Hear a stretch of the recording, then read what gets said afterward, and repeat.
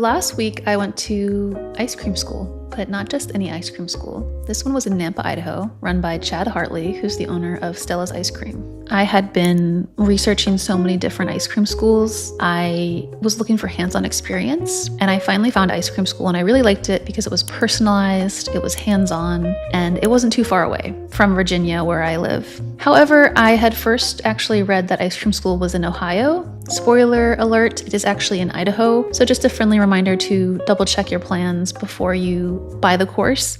But honestly, no regrets. It was totally worth the trip.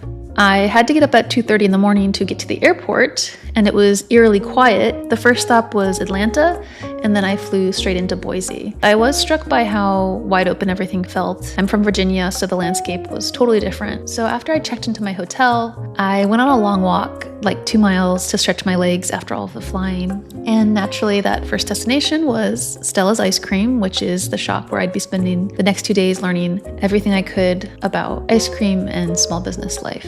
I ordered a tasting flight, 6 scoops, and surprise, they were all really good. It was a promising start to what turned out to be a very cool, literally, figuratively, experience.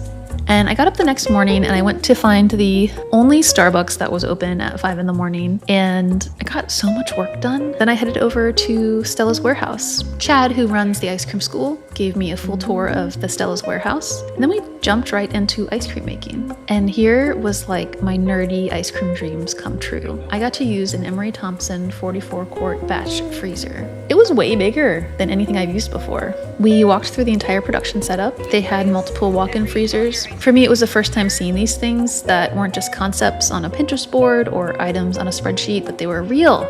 I got to see them, I got to touch them, I got to use them. I spun the little tub while the ice cream shot out of the machine. I blended the strawberries. For me, it was the first time seeing these things. I was just like giggling, it was ridiculous. And that's what was really exciting about it, is like, I feel like I crossed over that threshold of like dreaming to doing. I've been making recipes at home, but on this trip, I got to make ice cream at a commercial scale. That was really amazing. It was something special. I also learned about the behind the scenes essentials, like how the machines need to be hooked up, what kind of power requirements they need. I learned about 3-phase power. I learned about plumbing hookups and floor drains and refrigeration maintenance and all sorts of like stuff that I just was like nerding out about with Chad. It was great. Later that afternoon, we got a quick lunch, and then I got to get hands-on again, this time practicing the art of the perfect 5-ounce scoop.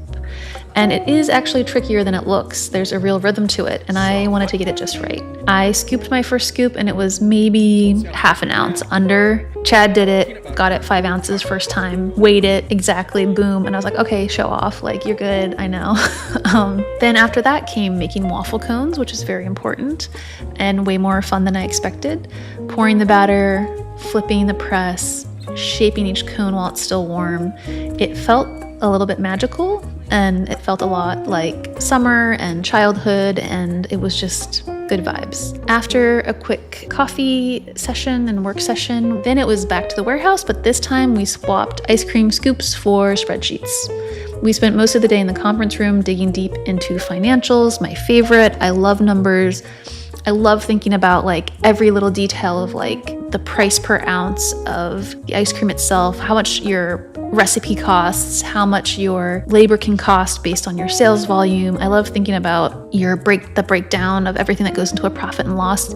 I didn't always love that just because I didn't understand it, but now that I am more comfortable with financials as a small business owner, I just love it. If you'd like me to do a video about financials, I would be happy to as well. So that's what I did on the second day of ice cream school, is we did a lot of forecasting, a lot of planning, worked on the menu pricing, and Chad was very patient with me and walked me through. So today I didn't take a lot of video because we were mostly sitting in a conference room talking about finances, which was amazing and so clarifying, and I feel like I really have a great plan now to move forward with.